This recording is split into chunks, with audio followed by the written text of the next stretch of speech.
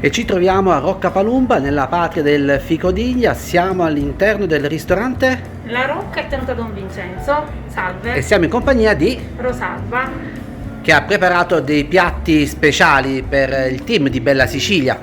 Cosa ha preparato? Allora, abbiamo preparato 3 portate e abbiamo utilizzato appunto il fico d'India, che è il frutto per l'eccellenza di Roccapalumba.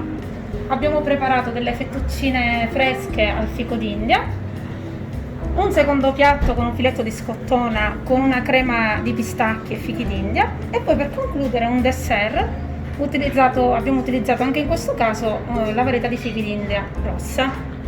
Come si preparano questi piatti, chef? Iniziamo dal primo. Sì, allora per il primo abbiamo utilizzato delle fettuccine fresche, poi abbiamo utilizzato il guanciale che è appunto la base per dare quel tocco di salato al piatto.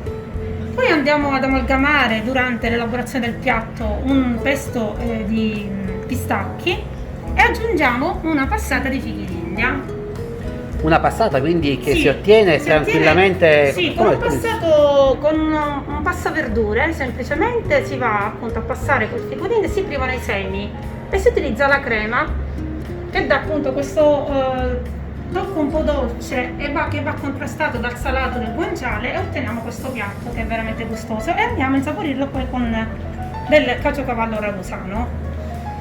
Il secondo piatto che ho preparato è un filetto di scottone, in questo caso l'abbiamo prima infarinato, l'abbiamo passato in padella, l'abbiamo sfumato con del vino bianco e poi abbiamo utilizzato anche in questo caso la passata di fichi d'India e un po' di pistacchi per dare un po' di corposità al piatto. Per concludere il dessert che abbiamo elaborato viene alternato da dei biscotti fatti in casa, diciamo amalgamati con il burro, e creiamo questi strati di crema di mascarpone e fichi d'India. Anche in questo caso abbiamo utilizzato sempre la passata, quindi si privano sempre i semi, quindi si tira la parte più fluida, più morbida del fichi d'India e si va a elaborare questo dessert che è molto gustoso perché il mascarpone renderà questa crema molto soffice e spumosa.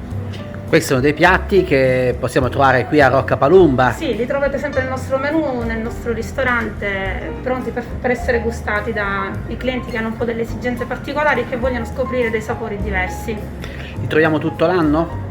Sì, li troviamo tutti l'anno perché ne facciamo le conserve, però naturalmente il periodo più ideale appunto è questo del mese di ottobre, quando appunto i fichi d'India sono al massimo proprio della produzione.